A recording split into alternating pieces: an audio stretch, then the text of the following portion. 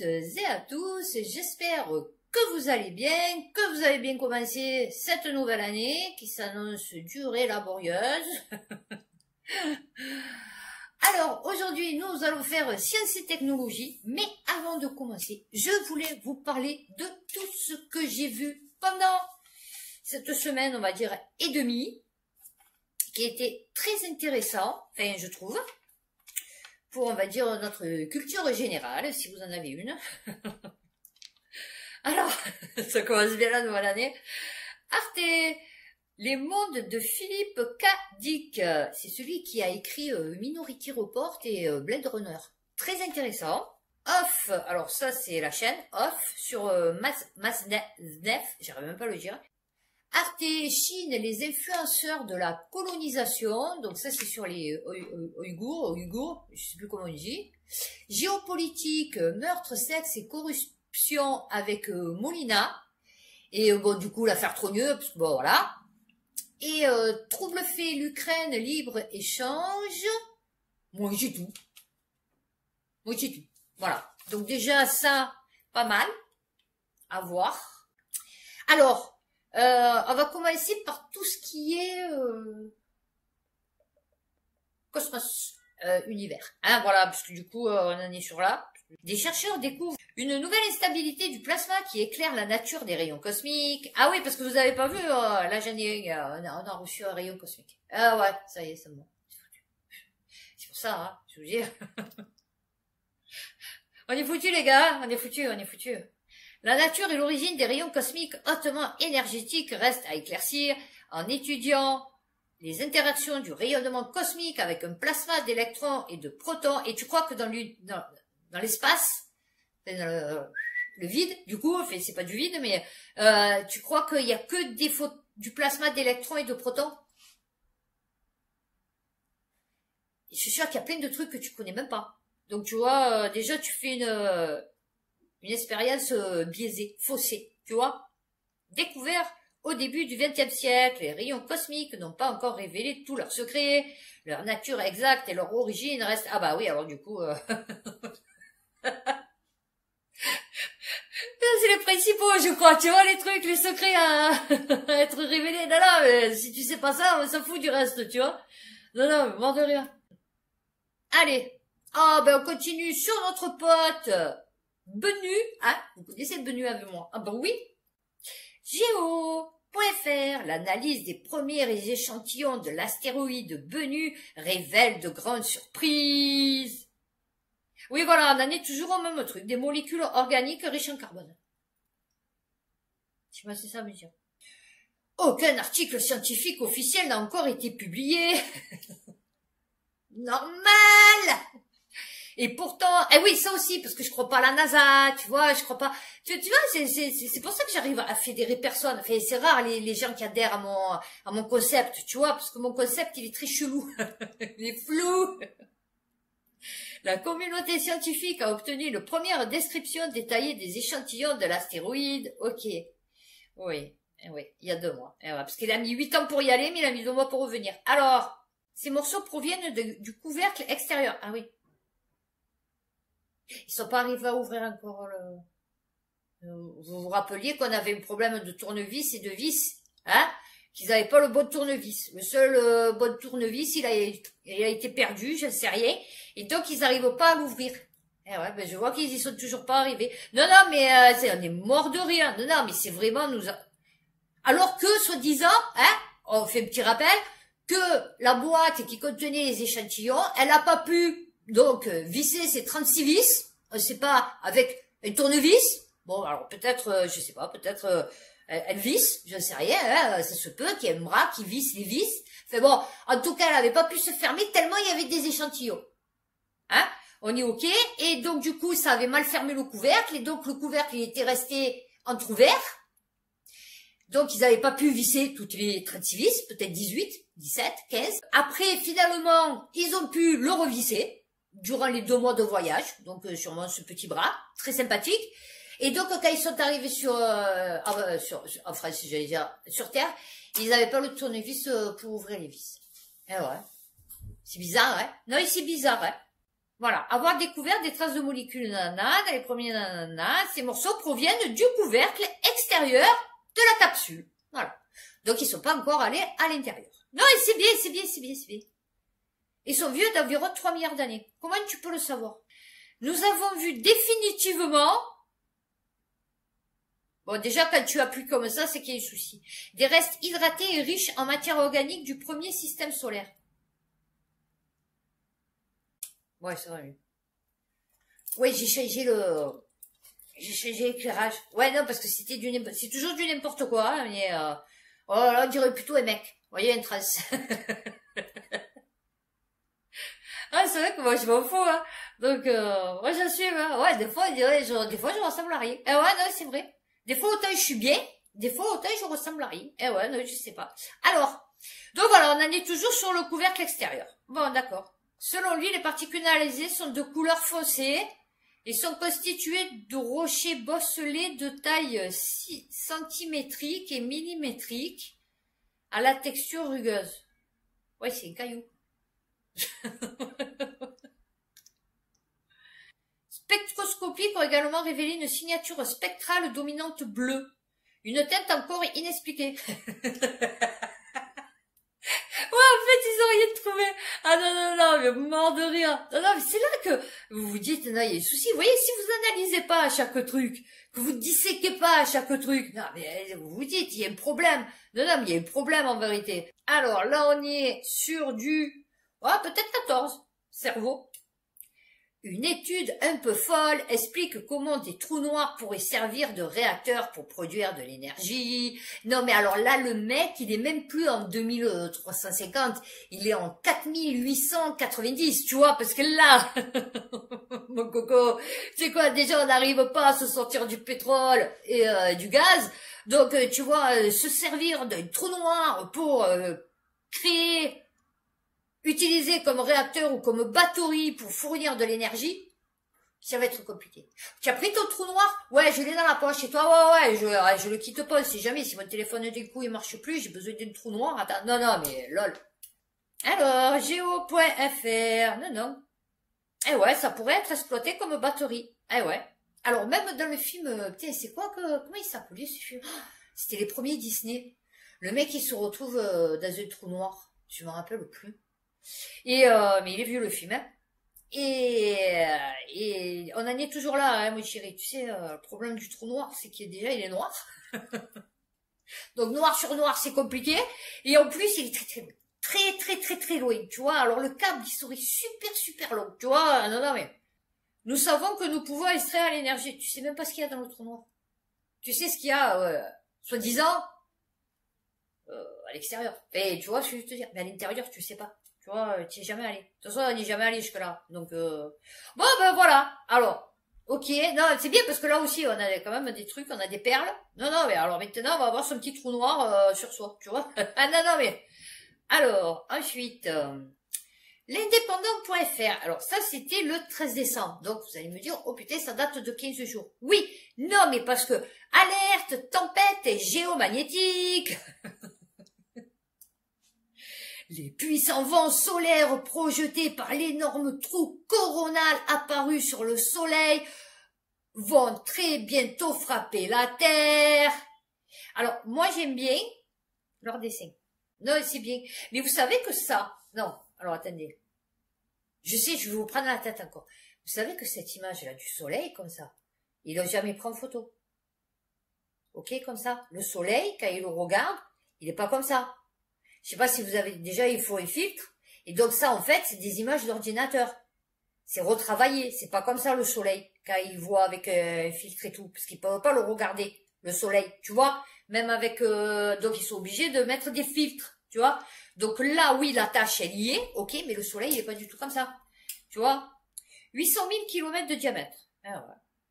60 fois plus grand que la Terre. Non, mais ça va, tranquille. De classe. Voilà, c'est ça qu'ils voient. Voyez? Voilà, ok, ça, on est bon. Voilà, là, je suis ok. Voyez? Là, je suis ok. Voilà, tu vois comme ça. Et eux, ils te le transforment en ça. Pour les humains. Je sais pas pourquoi j'ai dit pour les humains. Voilà, ok. Donc, ça, effectivement, c'est le soleil, ok, vu avec un filtre, donc ok, avec des éjections coronales sur le téco, devant, au milieu, et il y a un gros trou noir. Ok. Ça, je suis tout à fait ok avec ça. Vous voyez comme quoi, je suis pas anti-science ou anti... mais j'aime pas qu'on me prenne pour une con. Non, j'aime pas quand tu me montres ça, je suis ok. Tu me montres ton soleil tout pourri avec tes éclairs orange, ouais, non. Eh ouais. Et peut-être que l'on n'est pas très loin du maximum solaire, c'est peut-être pour ça qu'il fait chaud sur la Terre. Tu vois? Parce que du coup, le rayonnement frappe notre système de protection, comment on appelle ça? Électromagnétique, d'accord? Donc du coup, mais il freine, mais s'il y en a 50 millions qui arrivent au lieu de 10, ouais, c'est sûr qu'il va pas tout freiner, tu vois, c'est un peu comme le dôme de fer d'Israël, tu vois. C'est-à-dire, il arrive à neutraliser les trucs, ou comme en Ukraine, ils arrivent à neutraliser des trucs, mais quand il t'en arrive 50 millions d'un coup, alors que le truc, il peut en choper que 10, tu vois, oui, c'est sûr que les trois quarts, ça passe à travers. Donc, tu te retrouves avec des perturbations de notre champ électromagnétique, voilà, de notre champ électromagnétique, et donc du coup, ben c'est peut-être pour ça qu'il y a El Niño, et La Niña, El Niño, et qu'il y a des perturbations, et que, voilà. Libération.fr. Comment un trou noir de 440 millions d'années après le Big Bang vient de bouleverser notre vision de l'univers, voilà. Alors, ça c'est ce qu'ils appellent le trou noir. Mais, dans une version autre que la version officielle, il y en a qui disent que c'est un aimant électromagnétique. Vous voyez ce que je veux dire? Enfin, c'est pas un aimant dans le sens un aimant, comme tu vas coller quelque part, mais c'est un champ électromagnétique. C'est un tore, c'est ça? Je crois que c'est un tore. Vous voyez, c'est ça, c'est un tore. Ah, vous croyez que quoi? Je m'y connais. Hein. Voilà. Ça fait ça. Vous voyez? Tore électromagnétique. Voilà. Donc voilà. Vous voyez? Voilà. Pour les astronomes qui ne s'attendaient pas à ce qu'un trou noir aussi vieux soit si massif, cette découverte est une véritable surprise. La formation a-t-elle pu être plus rapide que ce que l'on pense? Bah oui, bien sûr. Confortablement lové au cœur de la galaxie GN tirée du milieu Z11, né 400 millions d'années après le Big Bang, oui, soit la plus ancienne et la plus lointaine galaxie que l'on ait vue à ce jour. Le trou noir est étonnant en tout point. On ne s'attendait pas à trouver de tels objets si tôt dans l'histoire de l'univers et certainement peu aussi massifs. Et ouais. On peut expliquer qu'un trou noir fasse 4 millions de fois la masse du Soleil, mais au tout début de l'univers, ça, on n'arrive pas à l'expliquer. Oh là là, mon chéri. Non, parce que j'aime bien parce que l'humain veut toujours expliquer les trucs. Des fois, il n'y a rien à expliquer, en fait. Tu vois, des fois, il n'y a rien à expliquer. C'est comme ça. Voilà, c'est, tu vois, tu peux pas tout expliquer dans la vie. Et les scientifiques ont voulu prendre cette branche de dire on va tout expliquer dans la vie. Tu vois, dans la religion, tu peux pas, les choses qu'ils peuvent pas expliquer, ils disent que c'est Dieu. Tu vois, voilà, comme ça, au moins, ils s'emmerdent pas, tu vois. Donc, voilà, non, c'est Dieu. Voilà. Donc, bon. Mais, ceux qui croyaient pas en Dieu, ou ceux qui, bon, du coup, se sont retrouvés à plus croire en Dieu, se retrouvent à croire en la science. On est ok, puisqu'on dit on croit en la science. Ok? Bon. Et donc, du coup, la science, elle a été obligée d'expliquer les choses. Dire, genre, oui, mais nous, on est la science, tu vois, bon, on va t'expliquer ce que la religion peut pas t'expliquer, tu vois. Et donc, ils ont été obligés de tout expliquer. Mais donc, du coup, ils se trompent, parce que tu peux pas tout expliquer, parce que c'est tellement complexe, tu vois, que ce soit déjà nos vies, nos corps, notre terre, alors tu vois l'univers. Et on va finir par celle-là, parce que celle-là, vous savez que moi et l'ISS, oui, voilà, c'est comme l'ISS, vous voyez, elle va se dire, ouais, tu es une folle furieuse, comment tu crois que l'ISS, elle est pas... Alors déjà, l'ISS, elle est pas dans l'espace, vu sa hauteur, tu vois, déjà. Donc déjà, c'est toi qui es dans l'erreur, tu vois, elle est en altitude basse, je crois. Ou haute, elle fait bon, enfin, en tout cas, elle est toujours dans une altitude atmosphérique, on va dire. Donc elle est toujours dans l'atmosphère. Et ensuite, ouais, il y a plein de trucs qui vont pas dans l'ISS. Voilà. Quand on aura résolu tous les problèmes, tout le mystère de l'ISS, tu vois, là, à ce moment-là, ok. Alors, le mystère de la tomate disparue. à bord de l'ISS est enfin résolu après 8 mois d'enquête. Ah ouais, ils ont fait venir Hercule Poirot. Ah ouais, Hercule Poirot, il est monté. Et il a dit, ouais, c'est moi, je viens. Allez hop, on va aller voir où elle est passée cette tomate cerise de la variété Red Robin. Je vous jure que c'est marqué. Retour sur la genèse de cette affaire. Une tomate cerise de la variété Red Robin est récoltée par Franck Rubio dans la station spatiale en Mars. Où elles sont les vidéos? Où elles sont les vidéos de... Ben, j'ai dit où elles sont les vidéos. Elle est alors stockée dans un sachet en plastique refermable, puis elle disparaît. Oh, mon Dieu, ce n'est qu'en septembre, le train... Ouais, parce que c'est tellement le bordel dans cette station, tu vois. Pourtant, normalement, ça devrait être nickel chrome. Tu vois, parce que bon, du coup, il y a les filtres, il faut changer les filtres, il faut faire le ménage quand même, tu vois, parce que tu respires, il y a de l'humidité. Donc, sur les parties ultra blanches, tu vois, normalement, il devrait y avoir un peu des taches de moisissure au bout de 25 ans, tu vois. Mais non, donc, c'est que toute ta journée, tu passes à faire le ménage. Donc, normalement, tu aurais dû le trouver, ce sachet avec cette petite tomate dedans, tu vois. Alors, Franck Rubio admet avoir perdu le fruit de 2,5 cm de diamètre. Ah oui, mais dans un sachet de 8 litres. Ah ouais, non, mais... L'astronaute dit avoir passé des heures à le chercher, mais en vain. La taille de l'ISS... Ah oui, c'est immense, l'ISS. Ah, les jardineries, elles sont immenses. Oh là là, mon Dieu, mon Dieu. Vous les avez vus, les jardinières les serres, là, de l'ISS. C'est immense. Tu es obligé de perdre ta petite tomate de 2,5 dans un sachet de 8 litres, tu vois. Non, non, mais mort de rire. Non, mais... Le potager spatial. Eh ben ouais, on aimerait bien le voir, le potager spatial. Où il est, le potager spatial? Voilà, je veux une photo du potager spatial. Voilà, de l'ISS. Voilà.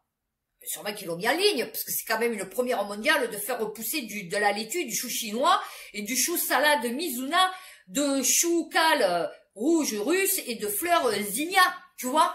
Donc d'ailleurs, je sais pas pourquoi il n'y a pas des pensées, des roses, des... Mais bon, eh ben, on n'a jamais vu. Ah, c'est peut-être là qu'ils font l'hamburger. Ah, peut-être qu'ils le font sur place, du coup, ils ont des mini-vaches. Mais elle nous apprend aussi que dans la Station Spatiale Internationale, il y a potentiellement des tomates qui traînent pendant 8 mois. Sans que ça là n'affole personne. Ah ouais, non, parce qu'ils s'en foutent. Parce que c'est pas vrai, parce qu'ils cultivent rien du tout. Et c'est même pas ce qu'ils foutent là-haut, s'ils foutent quelque chose. Je sais pas à quoi le sert, ce truc. Je sais même pas si elle existe. Ah ouais, là, mais... Ah ouais, non, parce qu'on peut voir un petit cratère sur la Lune. Tu vois, un petit cratère sur la Lune avec un appareil photo normal. Hein. Enfin, je veux dire, tu vois, même ma fille, là, elle a pris les photos, elle a le Samsung, elle s'est acheté le Samsung 20 Ultra, là. Elle a pris la photo de la Lune, tu vois, les petits cratères et tout, tellement les pixels, ils sont méga géants et tout. Et, et tu vois pas, tu peux pas prendre en photo depuis la Terre à la Station Spatiale Internationale qui est à 350 km. Eh ouais. Sachant que la Lune est à 400 km. Non, je vous dis, il y a des soucis. Moi, c'est là, vous voyez, je vais pas dire que c'est comme ça ou que c'est comme ça. Mais c'est, pour moi, là, ça rentre en contradiction. C'est pas possible. C'est pas possible. C'est pas possible. Mais la dernière, ouais, là, parce que pour une année, Flamingo, la simulation des galaxies la plus précise confirme un problème de la cosmologie standard. Alors, la compréhension de la formation des galaxies et des amas de galaxies ainsi que les grandes structures qui les rassemblent nécessite des simulations numériques de plus en plus savantes et nourries des informations que produisent en masse des campagnes d'observation avec des télescopes au sol ou dans l'espace. La dernière en date, la plus précise et utilisant même l'intelligence artificielle, oula, c'est compliqué. L'une de ces conséquences est la confirmation d'un problème découvert avec les prédictions de la cosmologie standard et qui concerne non plus seulement la constante de Hubble, mais aussi le taux de formation récent des amas de galaxies. Faut-il introduire de la nouvelle physique? Ben oui, comme vous avez fait au tout départ, tu vois, parce que chaque fois vous avez introduit des trucs, tu vois. Ça vous a pas posé de problème, en fait. Ah non, mais je vous dis, une fois que ceux qui ont sorti tous leurs trucs, là, Einstein, machin et tout, ça a été officiel, allez, c'est tamponné, oui, c'est lui qui a fait ci, qui a fait là, qui a découvert ci, qui a découvert là, depuis, il fallait plus bouger. Newton, fait bon, vous voyez, les trucs comme ça. Hubble, c'est des mecs, ça va, il y avait même pas, il y avait à peine les télescopes. Qu'est-ce que tu veux que, on n'en est pas avec l'intelligence artificielle de maintenant. Donc, prends, efface tout, Hubble, machin et tout, prends juste les données à la rigueur que tu as, si tu en as, et tu verras que ça va te sortir aucun rapport avec la choucroute depuis le temps qu'il t'explique des trucs, en fait. Albert Einstein proposait le premier modèle cosmologique basé sur la théorie de la relativité. Alors, Georges Lemaître, donc, du coup, anticipant bien des choses, ok. Alors, jusqu'à pressentir des idées que Hawking et John Wheeler, pour ne citer que, vont explorer en cosmologie quantique. Ah oui, parce qu'ils ont vu qu'en cosmologie normale, ça n'existait pas, ça pouvait pas exister. Donc, ils t'ont inventé, comme j'ai dit, le quantique. Eh ouais. Aujourd'hui, alors je sais que ça aussi, ça rallie pas beaucoup de monde. Eh ouais, non, parce que les gens, je vous dis, il faut toujours qu'ils croient en quelque chose. Aujourd'hui, avec des programmes d'observation rendus possibles par des instruments comme le satellite Planck, ouais, d'accord. Alors, la fameuse simulation du millénaire, alors ça, c'est ce qu'il faut maintenant, avec l'intelligence artificielle, machin et tout.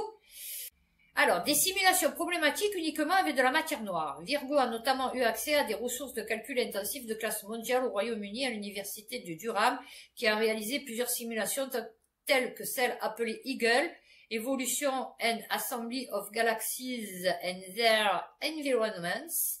Aujourd'hui, avec leurs collègues ailleurs, les chercheurs de cette université ont fait savoir qu'au sein d'une équipe internationale d'astronomes, oui, d'accord, réalisant Flamingo, oui, d'accord, j'en ai parlé tout à l'heure. Donc, alors, alors, on tombe alors sur plusieurs os, des échecs de prédiction des modèles informatiques basés sur les modèles de matière noire les plus crédibles.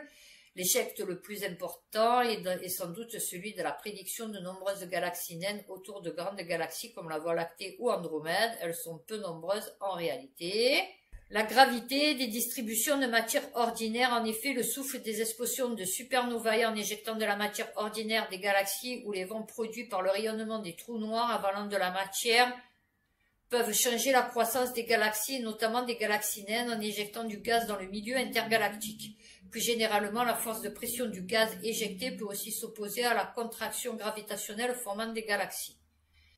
Voilà. Donc, en voyant ça, alors d'accord, il y a les spectres de couleurs, machin, pour nous expliquer, nana. Mais en voyant ça, ils peuvent savoir ce qui se passe là-bas, en fait. Alors, ok, il fait 800 mètres le truc. On ne connaît pas encore très bien la masse des neutrinos, ok. On parle de neutrinos cosmologiques comme d'une petite composante de matière chaude. Plus les particules d'un gaz se déplacent vite en moyenne, plus le gaz est chaud et inversement. Ben ouais. Attendez.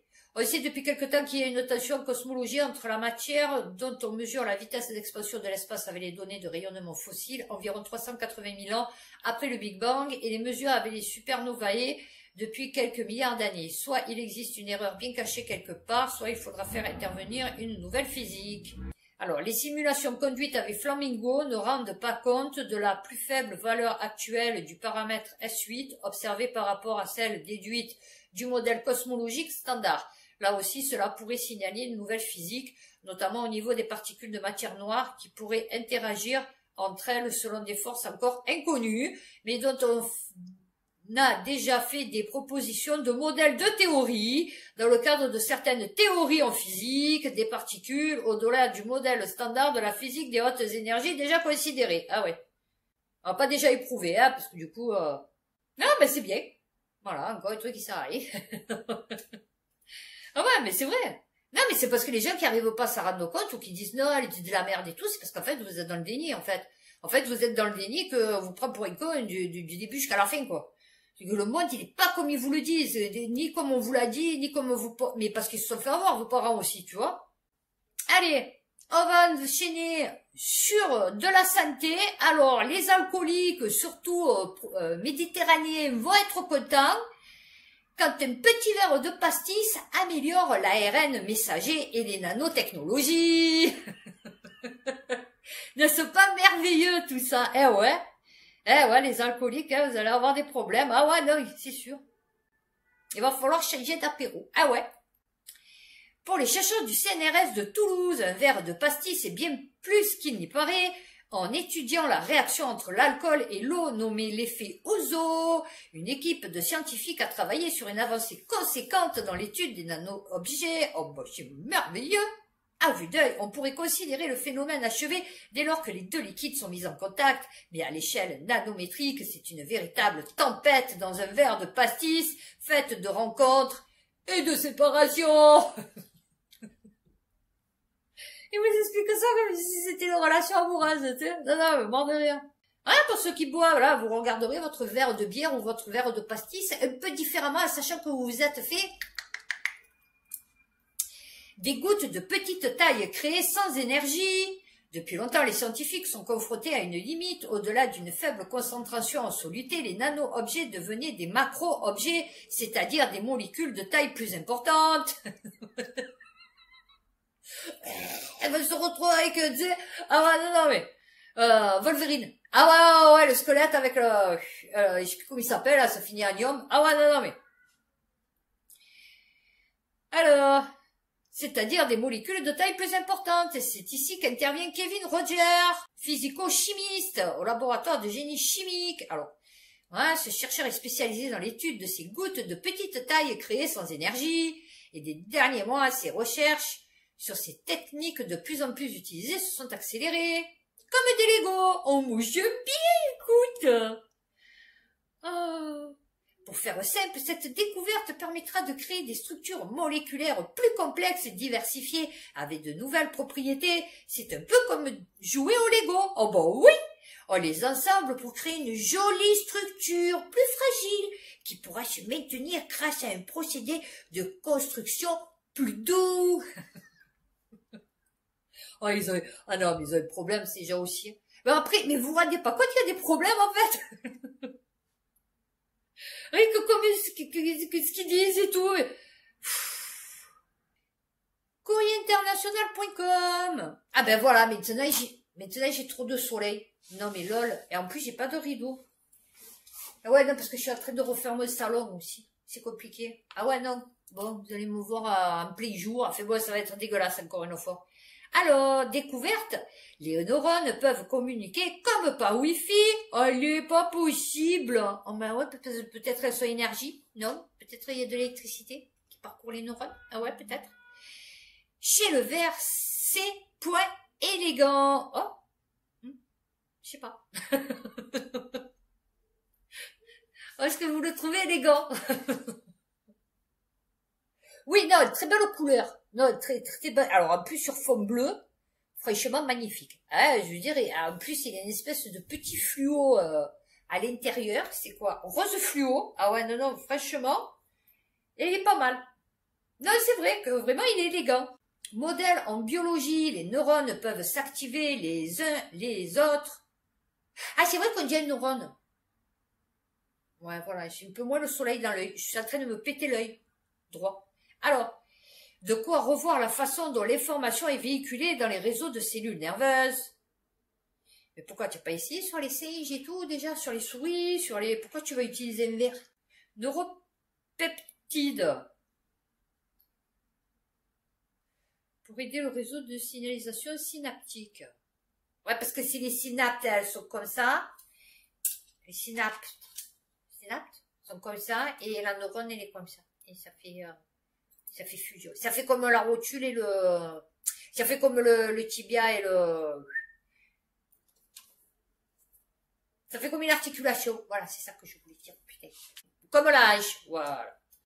Mais la carte montre que ce réseau de signalisation est étendu et qu'il est tout aussi important, complexe et peut-être même plus diversifié que le réseau de signalisation synaptique. Les neurones peuvent communiquer comme par Wi-Fi. Ben ouais, tu crois quoi? T'as attendu ou quoi?